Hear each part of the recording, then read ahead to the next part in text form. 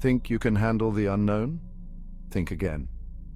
The story you're about to hear is not for the faint of heart. It's a tale that has been whispered in hushed tones for generations. A story that chills the bones of even the bravest souls. In a small forgotten town, there stood an old abandoned house. Its windows were shattered and its walls were covered in ivy. The house had an aura of despair, as if it had absorbed the sorrow of all who had once lived there. Local legend had it that no one who entered ever came back quite the same.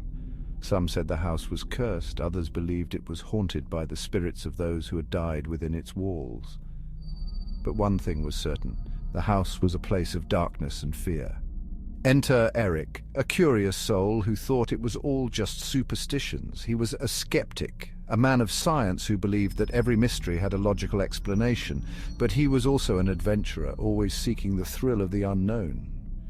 It was nearly midnight when he crossed the overgrown lawn and pushed open the creaking front door. The moonlight cast eerie shadows on the ground, and the wind whispered through the trees as if warning him to turn back.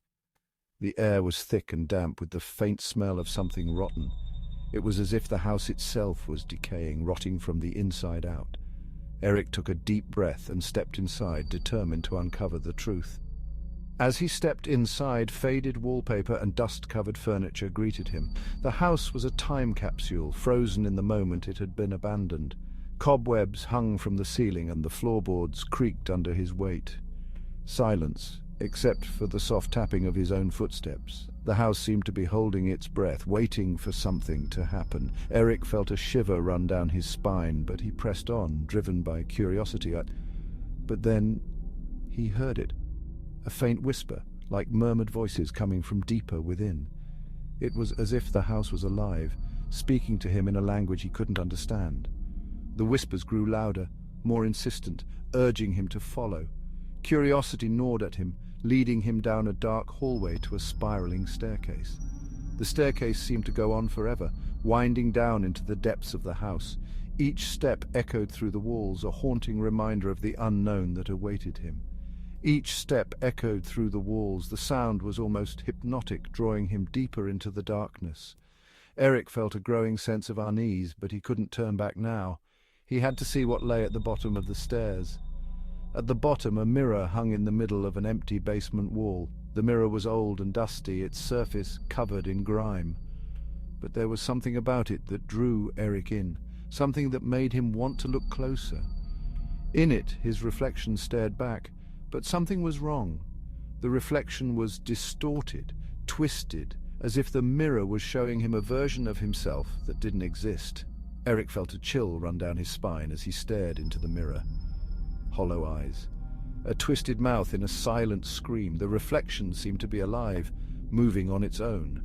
Eric tried to look away, but he couldn't. He was trapped, caught in the gaze of his own reflection. He turned to run, but cold fingers wrapped around his arm. The touch was icy, sending a jolt of fear through his body. Eric tried to pull away, but the grip was too strong. He was being pulled towards the mirror, towards the darkness within.